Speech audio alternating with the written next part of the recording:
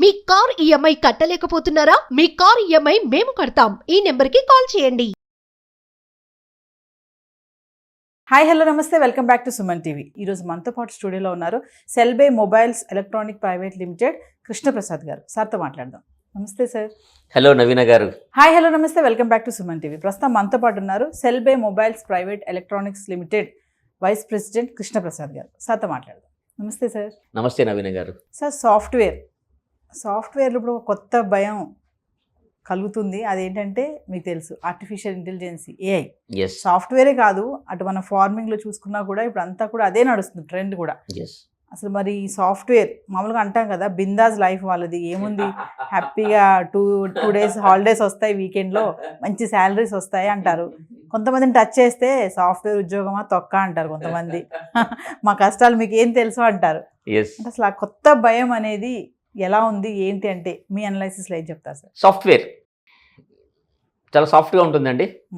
వినడానికి సాఫ్ట్గా ఉంటుంది, చేయడానికి మాత్రం సాఫ్ట్గా ఉండదంటారు. యా, ఏసీలో కూర్చొని పనిచేస్తున్న సాఫ్ట్వేర్ ఇంజనీర్కి చెమటలు వస్తూ ఉంటాయి.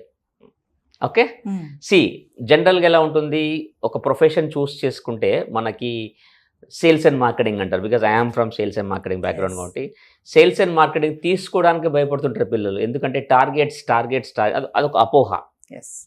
నేను బిజినెస్ స్కూల్స్కి వెళ్ళి టీచ్ చేస్తూ ఉంటాను కదా, వాళ్ళు మీరు ఏ స్పెషలైజేషన్ తీసుకుంటారు మీ ఫ్యూచర్లో అంటే వాళ్ళు సేల్స్ కాకుండా మాట్లాడుతుంటారు. ఎందుకంటే ఒక రాంగ్ అజంప్షన్ ఏంటంటే టార్గెట్స్ సేల్స్కి ఉంటాయి, వేరే ఫంక్షన్స్కు టార్గెట్స్ ఉంటాయని కాదు.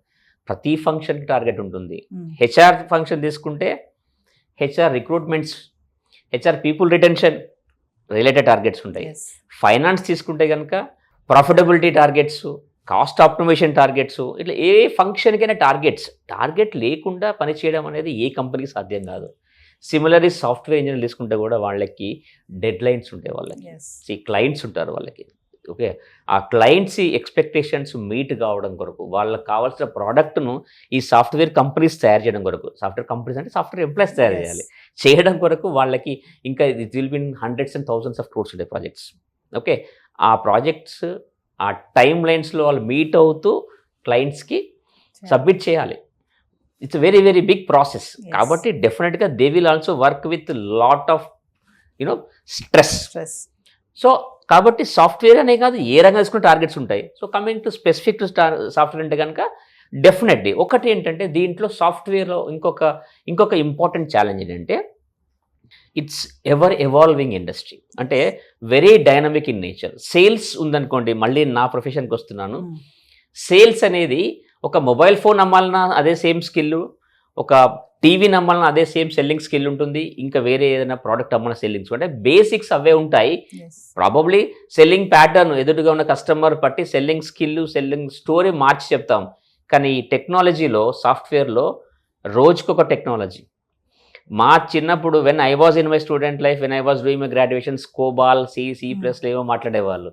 ఈరోజు వస్తే మా పిల్లలను పట్టుకుంటే పైథాన్లు అంటారు, లేకపోతే ఇంకేమంటారు, జావాలు, అవన్నీ అవుట్డేట్ అయిపోయి రోజుకొక కొత్త course. Because technology is evolving so rapidly.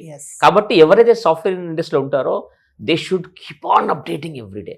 ఇప్పుడు డాక్టర్స్ ఉంటుంది చూడండి, డాక్టర్స్ ఎందుకంటే రోజుకొక కొత్త రోగం వస్తున్నది, రోజుకొక కొత్త వ్యాధి వస్తుంది. ఆ కొత్త వ్యాధికి సంబంధించిన లక్షణాలు కనుక్కోవడం కొరకు దానికి సంబంధించిన ట్రీట్మెంట్ వాళ్ళు రోజు పుస్తకాలు చదువుతుంటారు. సిమిలర్లీ సాఫ్ట్వేర్లో కూడా అప్డేట్ అవుతున్న రిక్వైర్మెంట్స్కి అనుగుణంగా వీళ్ళు ప్రోడక్ట్స్ డెవలప్ చేయడం ప్రతిరోజు చదువుకోవాల్సిందే, ప్రతిరోజు నేర్చుకోవాల్సిందే టెక్నాలజీ. సో దాంట్లో భాగంగానే ఆ ర్యాపిడ్ ఎవాల్యుయేషన్ ప్రాసెస్లోనే ఈరోజు వచ్చింది మనకు ఏఐ, ఆర్టిఫిషియల్ ఇంటెలిజెన్స్. అంటే ఏంటి? కృత్రిమ మేధస్సు. చాలా ఇంపార్టెంట్, చాలా ఇంట్రెస్టింగ్ టాపిక్.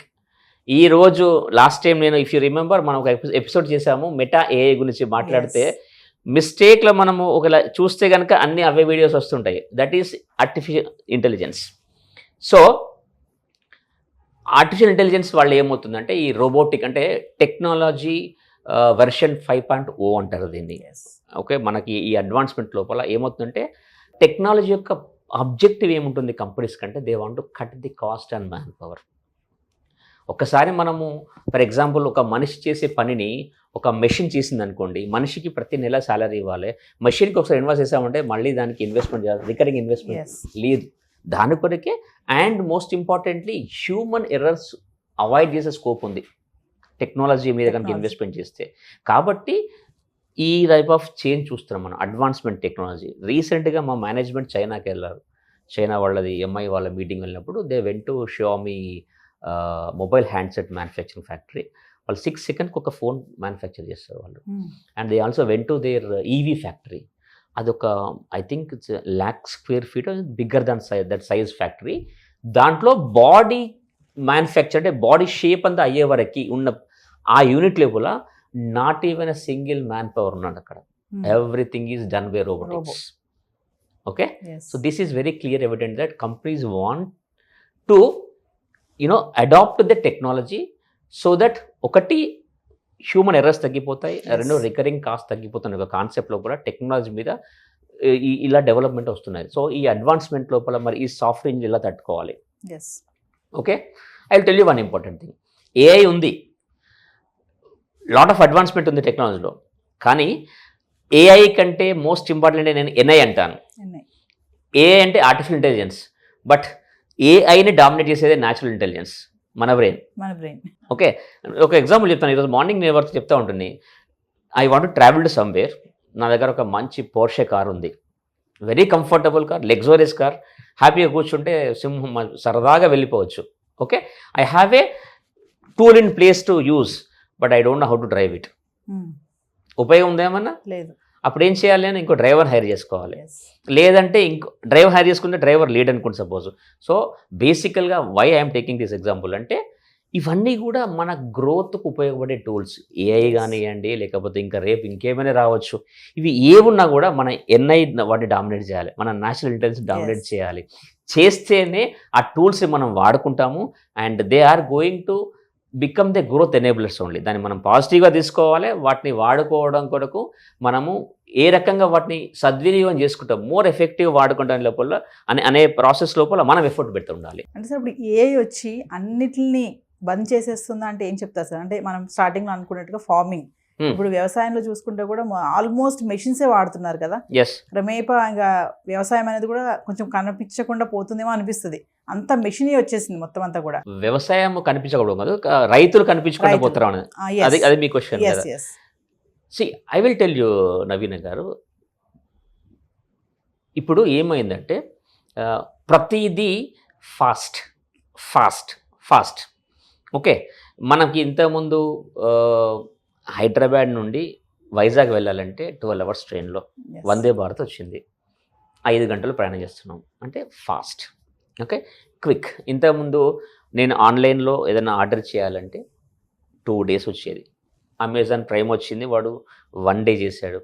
ఇప్పుడు అన్ని క్విక్ కామర్స్, 10 minutes జెప్టో అంటారా, లేకపోతే బ్లింకిట్ అంటారా. అంటే it's all about speed and efficiency. Speed, quality and efficiency. కాబట్టి టెక్నాలజీ యూజ్ చేస్తే ఫార్మింగ్లో కూడా, ఇప్పుడు ఆ ఫార్మింగ్ లోపల కూడా మనకు క్వాలిటేటివ్ అవుట్పుట్ రావాలి.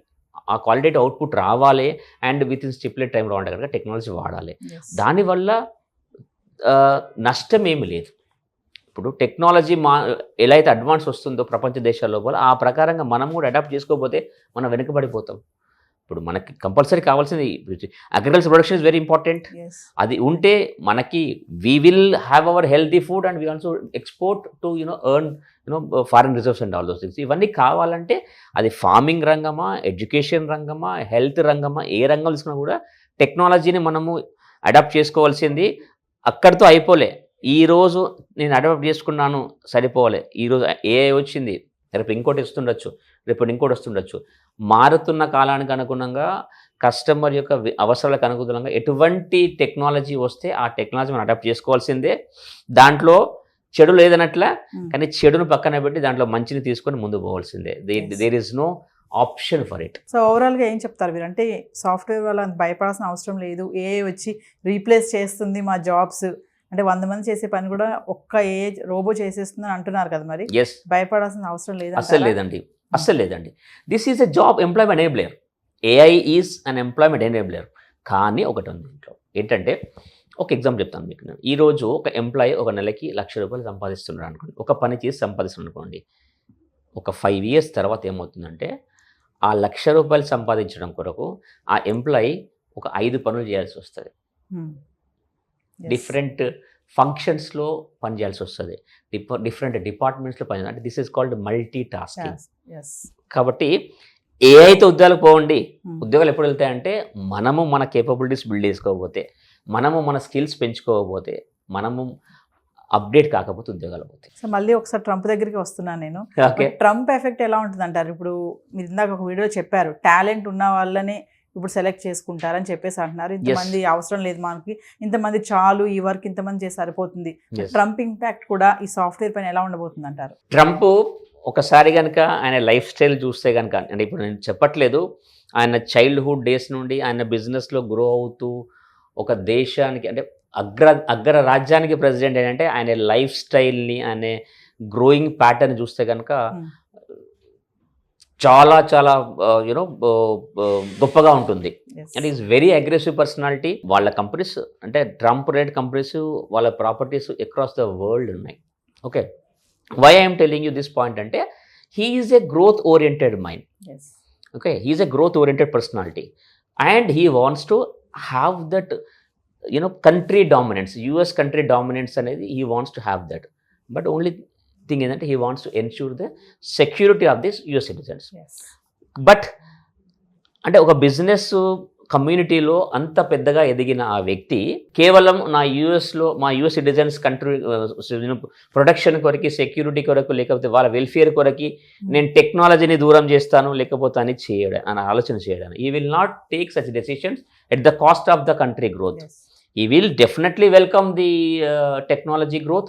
He will encourage technology growth. Recently చెప్పాడు ఆయన ఒక క్యాంపెయిన్లో చెప్తుండే, he wants to give more incentives to the companies who are going to benefit the US అంటున్నాడు. కాబట్టి డెఫినెట్గా he is going to encourage, whether it is Trump ఉన్నారా, మోడీ ఉన్నారా, ఇంకెవరున్నారా, టెక్నాలజీతో మాత్రం ప్రతి ఒక్కరు కలుపుకొని టెక్నాలజీని వాళ్ళు కూడా డెవలప్ చేసుకొని ముందుకు పోవాల్సిందండి. సో ఏదేమైనా కొత్తగా వస్తున్న టెక్నాలజీస్ మనం కూడా అందిపుచ్చుకోవాలని అంటున్నారు. Absolutely, there is no alternative for that. 100% టెక్నాలజీని మనము అడాప్ట్ చేసుకోవాలి. అడాప్ట్ చేసుకోవడం ఒక్కటే కాదండి, అప్డేట్ చేసుకుంటూ వెళ్ళాలి. Yes, thank you sir. Thank you very much.